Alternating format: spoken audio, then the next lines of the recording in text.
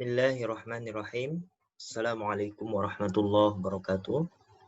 Alhamdulillahirabbil alamin. Shalatu wassalamu ala asyrafil anbiya'i wal mursalin wa ala alihi wa sahbihi ajma'in amma ba'd. Kita lanjutkan kembali perkuliahan kita, mata kuliah Ulumul Hadis 1 dengan membaca basmalah. Bismillahirrahmanirrahim. Pada kesempatan kali ini, teman-teman sekalian, kita akan melanjutkan pembahasan berikutnya, yaitu al-mabhatsus tsani, pembahasan yang kedua tentang khabarul ahad, khabar ahad. Setelah beberapa waktu lalu kita sudah membahas tentang hadis mutawatir, sekarang kita masuk ke khabarul ahad. Yang pertama, ta'rifuhu, definisinya, ya, atau pengertian dari khabarul ahad itu apa? Lughatan secara bahasa, al-ahadu. Ahad, ya, kata ahad itu adalah jam'u ahadin. Jamak dari kata ahadun, ya. Jadi kalau kata ahad ini panjang semua, ya. Ahad itu jamak dari kata ahadun. Bima'nal wahid, artinya wahid atau satu. Wa khabarul wahidi huwa, dan adapun khobar wahid atau khobar ahad itu adalah ma, apa-apa, yarwihi syakhsun wahidun, yang meriwayatkanlah akannya syakhsun wahidun, satu orang. Artinya khobarul wahid itu artinya adalah hadis yang diriwayatkan oleh satu orang. Yang kedua, istilahan secara istilah. Apa secara istilah khobar ahad itu? Ma, apa-apa, lam yajma', yang tidak mengumpulkanlah atau tidak terkumpullah syurutul mutawatir. Nah, itu jadi fa'il, ya. Syurutul mutawatir. Syarat-syarat hadis mutawatir. Jadi secara istilah yang dimaksud dengan khabarul ahad adalah hadis yang tidak mencakup di dalamnya syarat-syarat hadis mutawatir, ya. Jadi kalau kemarin kita berbicara tentang hadis mutawatir yang ada beberapa syarat di sana, maka hadis atau khobarul ahad ini adalah hadis yang tidak terpenuhi syarat-syarat hadis mutawatir. Hukmuhu, ya, hukumnya, ya, atau konsekuensi hukum dari khobarul ahad itu apa? Kalau kemarin kita berbicara tentang hadis mutawatir yang punya konsekuensi al-ilmu ad-daruri, ya, atau pengetahuan yang sifatnya pasti, maka sekarang kita berbicara tentang konsekuensi dari pengetahuan informasi yang dibawa oleh khobarul ahad, ya. Yufidu, memberi faedahlah ia al-ilma an-nazari, ya. Pengetahuan yang sifatnya asumtif, ya. Jadi belum pasti. Kalau kemarin al-ilmu ad-daruri itu sifatnya pasti, mau nggak mau kita harus percaya, harus meyakini itu sebagai suatu kebenaran. Kalau ini khobar ahad itu membawa konsekuensi pengetahuan yang sifatnya asumtif. Asumtif itu harus perlu dibuktikan dulu itu betul atau tidak, ya. Jadi tidak otomatis benar. Nah, artinya apa? Artinya al-ilma, pengetahuan, al-mutawakkifa 'alan nazari wal istidlali. Pengetahuan yang al-mutawakkif, yang menuntut sikap kita 'alan nazari, untuk meneliti, wal istidlali, untuk mencari dalilnya, ya. Jadi al-ilmu an-nazari atau pengetahuan yang sifatnya asumtif ini menuntut kita untuk meneliti terlebih dahulu dan mencari dalilnya. Kira-kira hadis ahad ini betul atau tidak, sesuai fakta atau tidak, gitu, ya. Beda ceritanya kalau hadis mutawatir yang itu sifatnya adalah al-ilmu ad-daruri, ilmu pasti, gitu, karena diriwayatkan oleh banyak orang, gitu, ya. Oke. Hadza wali khabaril ahadi taqsimani.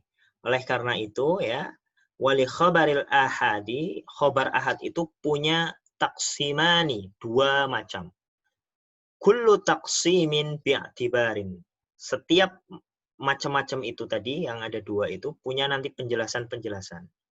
Sa'adzkuru hadzaini. Aku atau saya penulis kitab ini akan menyebutkan, akan menjelaskan hadzaini, dua ini, at-taqsima ini yaitu dua macam tadi itu fil faslis tsani, pada pasal yang kedua, pada subbab yang kedua ya, setelah ini insyaallah ya. Apa khobar ahad itu? Atau berapa macam? Ada dua ya, nanti apa saja. Oke, sekarang selanjutnya al-faslus tsani, fasal yang kedua. Taqsima khobaril ahadi wa fihi mabhatsani. Ada dua macam khobar ahad dan di dalamnya ada dua pembahasan. Al-mabhatsul awal, pembahasan yang pertama, taqsimu khobaril ahadi bin nisbati ila adadi turukihi. Pembahasan yang pertama, taqsimu khobaril ahad, pembagian khobar ahad bin nisbati, dengan dinisbatkan ila adadi turukihi, kepada jumlah jalannya, jumlah jalurnya, jumlah sanadnya. Ya. Jadi pembahasan yang pertama atau pembagian yang pertama, khobar ahad itu akan dilihat dari jumlah sanadnya, kuantitasnya, gitu ya. Al-mabhatsu tsani, sedangkan yang kedua, pembahasan yang kedua, taqsimu khobaril ahad, pembagian khobar ahad bin nisbati, dengan dinisbatkan ila quwwatihi wa dha'fihi, berdasarkan kuat atau lemahnya suatu sanad hadis. Yang pertama tadi hadis ahad atau khobar ahad dilihat dari kuantitas sanadnya, sementara yang kedua khobar ahad dilihat dari kualitas sanadnya, ya, lemah atau kuat. Oke, sekarang kita bahas yang pembahasan pertama. Membahas tentang khobar ahad berdasarkan jumlah jalannya, ya, berdasarkan dilihat dari jumlah jalur sanadnya. Al-mabhatsul awal, pembahasan yang pertama, taqsimu khobaril ahadi bin nisbati ila adadi turukihi. Pembagian khobar ahad dengan dinisbatkan kepada jumlah sanadnya. Yuqsamu, dibagilah khobarul ahadi, khobar ahad, bin nisbati, dengan dinisbatkan ila adadi turukihi, kepada jumlah sanadnya, ila salasati aqsamin, kepada tiga macam. Wahia, dan adapun dia itu, yang pertama al-masyhuru, hadis masyhur. Yang kedua al-azizu, hadis aziz. Yang ketiga al-gharibu, hadis gharib. Jadi khobar ahad kalau dilihat berdasarkan kuantitas atau jumlah sanadnya, itu ada tiga macam. Yang pertama ada hadis masyhur, kedua hadis aziz, ketiga hadis gharib. Oke. Al-matlabul awal, ya. Matlab yang pertama. Al-masyhur, hadis masyhur. Ta'rifuhu, definisinya, lughatan, secara bahasa, huwa, adapun dia itu, ismu maf'ulin min syahartul amro. Isim maf'ul dari kata syahartu al-amro, ya, dari kata syahara. Atau biasa orang Arab menyebut syahartul amro, itu artinya aku memasyhurkan suatu perkara. Idza a'lantuhu wa adhartuhu, ya. Jadi kalau orang Arab menyebut syahartul amro, itu artinya adalah a'lantuhu, mengiklankan sesuatu, ya, mengumumkan sesuatu. Adhartuhu, menampakkan, ya. Jadi hadis masyhur itu artinya terkenal. Karena terkenal itu kenapa? Kenapa bisa terkenal? Karena diiklankan, diumumkan, ya, ditampakkan. Wasummiya bidzalika lizuhuri. Wasummiya, dan dinamailah bidzalika, dengan yang demikian itu, lizuhurihi, karena terkenalnya atau karena masyhurnya. Istilahan, secara istilah, definisi hadis masyhur secara istilah. Apa itu? Ma, apa-apa, atau hadis, rawahu, yang meriwayatkanlah akannya, salah satun, 3 orang, fa'aksar, atau lebih, fi kulli tobaqatin, dalam setiap tobaqat. Malam yablagh haddat tawaturi, tapi tidak sampai pada batas hadis mutawatir. Ya, jadi secara istilah hadis masyhur itu, ya, ini di garis bawahi secara istilah, ya. Nanti karena di bawah itu ada hadis masyhur ghairu istilah, ya. Ingat-ingat. Hadis masyhur secara istilah itu adalah hadis yang diriwayatkan oleh 3 orang atau lebih dalam setiap tobaqat, ya. Tapi tidak sampai pada batas jumlah hadis mutawatir. Kemarin kita sudah membahas jumlah maksimal dari hadis mutawatir itu yang disepakati oleh para ulama itu adalah 10, ya. Jadi kalau minimal 3 atau lebih berarti 3 sampai 9, kurang lebih seperti itu dalam setiap tobaqat, dalam setiap generasi. Misaluhu, contoh hadisnya. Contoh hadisnya adalah hadisu innallaha la yaqbidul ilma. Ini hadis yang sangat terkenal. Innallaha la yaqbidul ilma intiza'an yantazi'uhu min suduril ulama. Walakin yaqbidul ilma biqabdil ulama'i. Hatta idza lam yubqi 'aliman ittakhadhan nasu ru'usan juhalan. Fasu'ilu fa'aftau bighairi ilmin. Fadallu wa adallu. Innallaha, sesungguhnya Allah, la yaqbidul ilma, tidak akan mencabut ilmu, intiza'an, dengan sebenar-benarnya mencabut, yantazi'uhu min suduril ulama, ya, mencabut dari dada-dada atau dari sanubari para ulama, ya. Jadi Allah itu tidak akan menghilangkan suatu ilmu dari ulama-ulama, ya.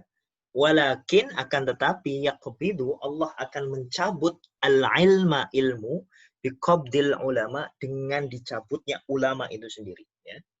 Jadi dengan diwafatkannya para ulama. Hatta, sampai suatu ketika nanti, idza lam yubqi aliman, ya, ketika tidak tersisa, ya, atau Allah tidak akan menyisakan, ketika tidak menyisakanlah Allah aliman, seorang yang alim, ulama, ittakhadhan nasu, maka para manusia, umat manusia, menjadikan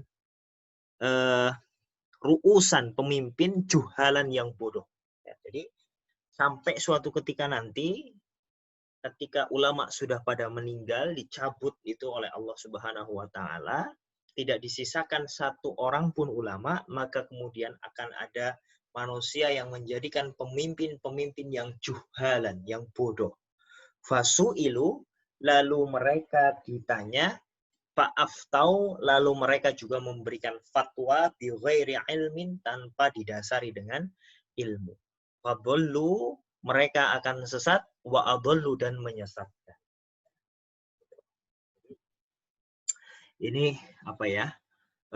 Mungkin sudah tampak di zaman kita sekarang ketika banyak orang yang dia tidak punya basic keilmuan, tapi memberikan fatwa, ya, lalu mereka akan sesat dan menyesatkan. Oke, ini contoh dari hadis masyhur. Nah, kita sekarang lihat ini sanadnya, ya. Dari apa? Secara istilah, hadis masyhur itu adalah hadis yang diriwayatkan 3 atau lebih dalam setiap tobaqah. Oke, kita lihat dari Nabi dulu ini ya, dari bawah ya. Nabi meriwayatkan kepada 4 sahabat. Ya, lebih dari 3 ini.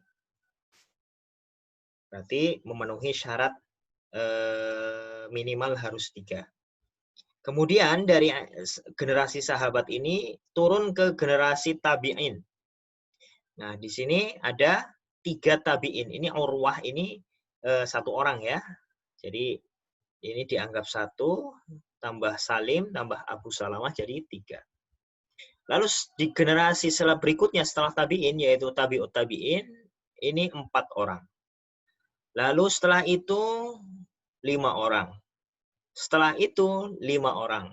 Lalu di bagian terakhir ya, mukharrij, ada Al-Bukhari, Muslim, Tabrani, Ahmad, dan lain sebagainya, dan lebih dari 5. Nah, dari sini kita bisa menyimpulkan bahwa hadis ini kalau dilihat dari sanadnya, maka sudah memenuhi hadis masyhur, kriteria hadis masyhur. Yaitu di setiap generasi, ya, generasi sahabat, tabi'in, tabi'ut tabi'in. Jadi setiap tobaqot itu maksudnya setiap generasi, setiap tobaqah, tingkatan generasi ini. Itu minimal diriwayatkan oleh 3 atau Oke, kita lanjutkan. Fahadzal hadisu, adapun hadis ini rawahu salasatun fa aksar. Diriwayatkanlah akannya salah satu 3 orang atau lebih fi kulli tabaqatin min tabaqati isnadihi. Dalam setiap tabaqah dari tabaqah-tabaqah sanadnya, ya. Jadi seperti tadi saya jelaskan bahwa hadis ini diriwayatkan 3 orang atau lebih dalam setiap tabaqahnya. Fabinaan ala zalika, maka berdasarkan yang demikian itu yusamma, dinamailah hadzal hadis, hadis ini bil masyhuri, dengan hadis masyhur. Ya. Oke. Jelas ya, nanti kalau ada yang belum jelas bisa ditanyakan. Baik, kita lanjutkan selanjutnya. Nah, ini ada satu pembahasan sisipan, penjelasan tambahan. Ada namanya, ulama menyebutnya hadis mustafid. Kenapa ini dimasukkan dalam pembahasan hadis masyhur? Karena hadis mustafid ini ada yang menyamakannya dengan hadis masyhur. Ya, selalu dikaitkan dengan hadis masyhur. Nah, kita akan cari tahu maksudnya apa hadis mustafid. Lughatan, secara bahasa, hadis mustafid atau kata mustafid itu adalah ismu fa'ilin. Kata fa'il, isim fa'il. Ya, min, ini bukan man. Min istafadha, dari kata istafadha. Ya. Artinya apa? Berlimpah-limpah. Mustaqun, ya. Dibentuk dari kata fadha atau fadhal ma'u. Jadi istafadho itu kata dasarnya, ya, sulasi mujarodnya itu fadho. Setelah mendapatkan tambahan sin dan alif dan juga ta, jadi istafadho. Ya. Jadi fadhal ma'u itu artinya air yang berlimpah, air yang apa ya, memancar. Gitu.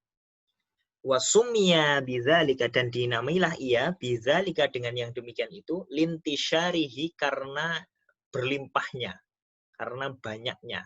Ya. Secara istilahan, ukhtulifa, berbedalah, ya, fi ta'rifihi, dalam mendefinisikannya, ya, ala salasati aqwalin, atas 3 pendapat. Wahia, dan adapun dia itu. Secara istilah ya ini ya, ada perbedaan pendapat ulama ya. Nah, yang pertama, huwa, adapun dia itu muradifun lil masyhur. muradif atau sinonim dari hadis masyhur. Jadi seperti yang saya jelaskan tadi, hadis mustafid itu menurut pendapat yang pertama sama dengan hadis masyhur. Kalau kita menyebut hadis masyhur berarti hadis mustafid. Kalau kita menyebut hadis mustafid berarti kita itu juga sama menyebut dengan hadis masyhur. Itu menurut pendapat yang pertama yang menyamakan antara hadis masyhur dengan hadis mustafid. Yang kedua, huwa adapun dia itu ya, adapun hadis mustafid itu adalah akhassu lebih khusus minhu dari hadis masyhur. Kenapa? Li'annahu karena dia itu yushtaratu disyaratkan fil mustafidi di dalam hadis mustafid itu ayyastawiya tarafa isnadihi. Dua ujung sanadnya itu harus sama, ya. Dua ujung sanad itu maksudnya adalah perawi di tingkat sahabat, ya, perawi setelah Nabi Muhammad gitu ya. Jadi kalau dua ujung sanadnya itu sama, misalkan sama-sama diriwayatkan oleh Abu Bakar, ya, sama-sama diriwayatkan oleh Umar bin Khattab gitu. Lalu kemudian dari Umar bin Khattab itu nyabang ke dua tabi'in, ya, dari dua tabi'in itu nyabang lagi dua-dua dan seterusnya. Maka itu disebut sebagai hadis mustafid. Ada kesamaan pada tingkat sahabat gitu ya, di ujung sanadnya. Itu disebut hadis mustafid. Wala yushtaratu dan tidak disyaratkanlah dzalika yang demikian itu fil masyhuri dalam hadis masyhur. Nah, sedangkan dalam hadis masyhur tidak ada syarat dua ujung sanadnya itu harus sama ya. Nah, jadi bedanya di sini. Ya, menurut pendapat kedua ada perbedaan ya, lebih khusus pembahasan hadis mustafid itu karena di hadis mustafid ini ada syarat harus ada kesamaan perawi di tingkat sahabat di ujung sanadnya. Nah, pendapat ketiga justru sebaliknya, huwa a'ammu minhu. Hadis mustafid itu lebih umum dari hadis masyhur. Artinya apa? Artinya kebalikan dari pendapat yang kedua. Jadi pendapat ketiga ini mengatakan bahwa kalau dalam hadis masyhur itu harus ada kesamaan di tingkat sahabat. Sedangkan hadis mustafid justru sebaliknya. Ya, jadi kebalikan dari pendapat yang kedua. Nah, itu ya sebab mengapa ada pembahasan hadis mustafid dalam pembahasan hadis masyhur, karena mustafid itu dikaitkan dengan hadis masyhur. Oke, baik. Nah, sekarang ini yang saya jelaskan tadi, ada masyhur secara istilah, ada masyhur ghairu istilah. Apa yang disebut dengan hadis masyhur ghairu istilah? Wa yuqsadu dan dimaksudkanlah bihi dengannya ma apa-apa ishtaharo yang masyhurlah ia alal alsinah di lisan-lisan manusia min ghairi syurutin tanpa adanya syarat tu'tabaru yang telah dijelaskan di awal tadi. Fayashmilu maka mencakuplah ia ma hadis lahu isnadun wahidun. Hadis yang hanya mempunyai satu sanad. Wa ma lahu aktsaru min isnadin. Yang kedua, hadis yang mempunyai banyak sanad. Atau yang ketiga malah ma la yujadu lahu isnadun aslan. Hadis yang tidak mempunyai sanad sama sekali. Ya. Jadi hadis masyhur secara istilah itu adalah hadis yang populer, yang terkenal di kalangan kelompok-kelompok tertentu, gitu ya. Nah, jadi bukan berdasarkan tadi jumlah kuantitas sanadnya. Ya, makanya bisa saja dia hanya punya satu sanad, atau bisa saja memang sanadnya banyak, atau bahkan mungkin sama sekali tidak punya sanad, artinya hadis palsu, hadis yang dibuat-buat, gitu. Tapi terkenal di kalangan manusia. Nah, ini contohnya apa? Contohnya ini ya. Anwa'ul masyhuri ghairil istilah. Macam-macam hadis masyhur ghairu istilah. Lahu anwa'un katsiratun, ya. Macam-macamnya banyak. Asyharuha yang adapun yang paling terkenal adalah Pertama, masyhurun baina ahlil hadits khassatan. Hadis yang populer di kalangan ahli hadis secara khusus. Ya. Wa mithaluhu, contohnya, hadisu Anasin, hadis Anas tentang anna Rasulullah sallallahu alaihi wasallam qanata syahran ba'da ruku'i yad'u ala ri'lin wa zakwan. Sesungguhnya Rasulullah sallallahu alaihi wasallam pernah melakukan kunut sebulan penuh setelah ruku, ya, sambil mendoakan Ri'al dan Zakwan, ya, kabilah Ri'al dan Zakwan, nama kabilah, dua nama kabilah. Nah, hadis ini itu konon adalah hadis yang sangat populer di kalangan ahli hadis. Mungkin kita tidak pernah dengar, tapi di kalangan ahli hadis ini hadis yang populer. Nah, yang kedua, masyhurun baina ahlil hadis wal ulama'i wal awam. Hadis yang terkenal di kalangan ahli hadis, di kalangan para ulama secara umum, wal awam, dan di kalangan orang-orang awam, ya. Contohnya apa? Al-muslimu man salimal muslimuna min lisanihi wa yadihi, ya. Ini hadis yang terkenal sekali, ya. Seorang muslim adalah orang yang umat Islam selamat dari lisannya dan tangannya. Jadi orang yang dikatakan muslim sejati adalah orang yang umat Islam di sekitarnya itu selamat dari lisannya dan tangannya, ya. Jadi itu definisi muslim sejati. Nah, hadis ini sangat terkenal di kalangan ahli hadis, para ulama, dan orang-orang awam. Yang ketiga, ya, masyhurun bainal fuqaha. Hadis yang populer di kalangan ahli fikih. Contohnya adalah hadis tentang talak. Abghadul halali ilallahi at-talaqu. Adapun sesuatu yang halal tapi paling dibenci oleh Allah adalah at-talaq, ya, perceraian. Yang keempat, masyhurun bainal usuliyyin. Hadis yang populer di kalangan ahli usul fikih. Contohnya adalah rufi'a an ummati al-khata'u wan nisyanu wa mastukrihu alaihi, ya. Diangkatlah pena dari umatku, ya, atau diangkatlah dari umatku al-khata'u, kesalahan, wan nisyan, dan lupa, wa mastukrihu, dan perbuatan yang mereka dipaksa untuk melakukannya, ya. Jadi kalau kita berbuat kesalahan tanpa sengaja, lupa, lalu kemudian dipaksa melakukan sesuatu padahal kita sesungguhnya nggak mau, maka di sana ada rufi al-qalam, ya, tidak dicatat sebagai suatu dosa, gitu. Oke. Sohahahu, telah mensohihkanlah akan hadis ini Ibnu Hibban wal Hakim, Ibnu Hibban dan Imam Al-Hakim. Kemudian yang selanjutnya hadis yang populer di kalangan an-nuhat, di kalangan ahli nahwu. Contohnya hadis ni'mal abdu Suhaibun lau lam yakhafillahu lam ya'sihi. Nah, ini unik ini.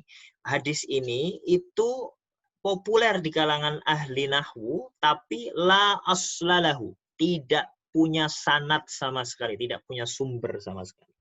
Ya, tadi makanya bisa jadi suatu hadis itu populer, padahal dia mungkin adalah hadis yang tidak punya sanad sampai Rasulullah. Artinya hadis ini bisa jadi palsu, gitu, ya. Nah, kemudian yang selanjutnya masyhurun bainal ammah. Hadis yang populer di kalangan orang-orang umum, orang-orang awam.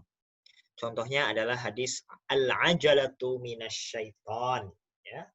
Ketergesa-gesaan adalah bagian dari syaitan, gitu. Oke. Jadi ini hadis yang masyhur tapi ghairu istilah. Artinya hadis yang populer di kalangan para manusia, kelompok-kelompok tertentu. Dulu kita di PUTM juga ada itu hadis yang sangat masyhur di kalangan tolabah PUTM, terutama di zaman saya dulu.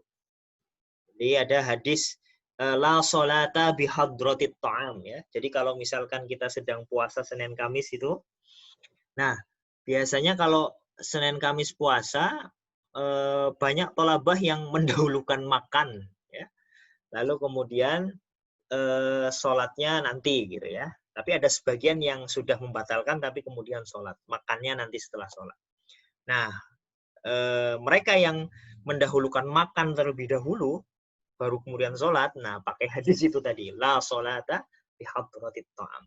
Tidak ada sholat, ya, atau tidak sempurna sholat seseorang kalau makanan sudah terhidang di depan mata. Nah, itu hadis populer ya di kalangan atau labah PUTM waktu zaman saya dulu. Oke, yang keenam ya, hukum hadis masyhur itu apa? Al-masyhuru al-istilahiyu. Hadis masyhur secara istilah, wa ghairul istilah dan juga ghairu istilah ya. Jadi dua-duanya ya.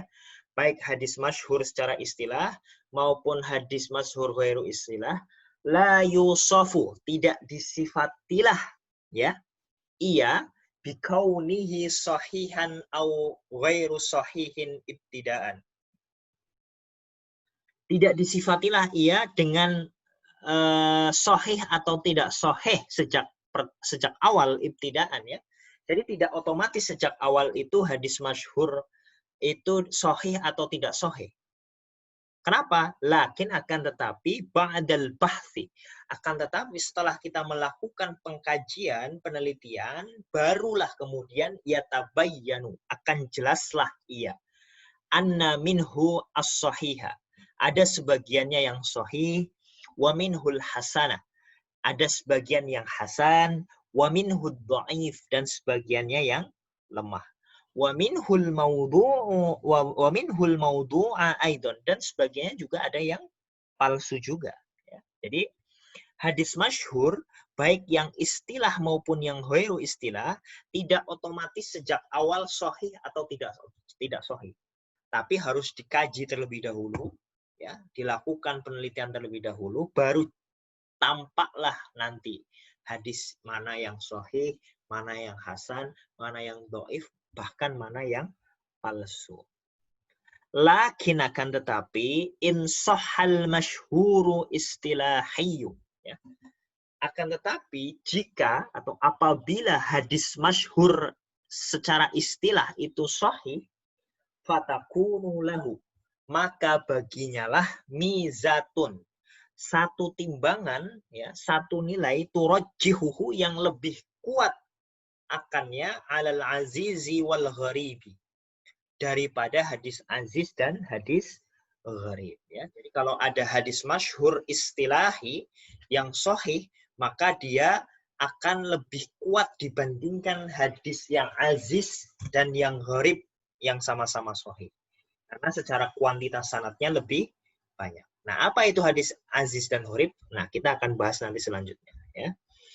Oke, ini bagian terakhir dari hadis masyhur. Ashharul musannafat fihi.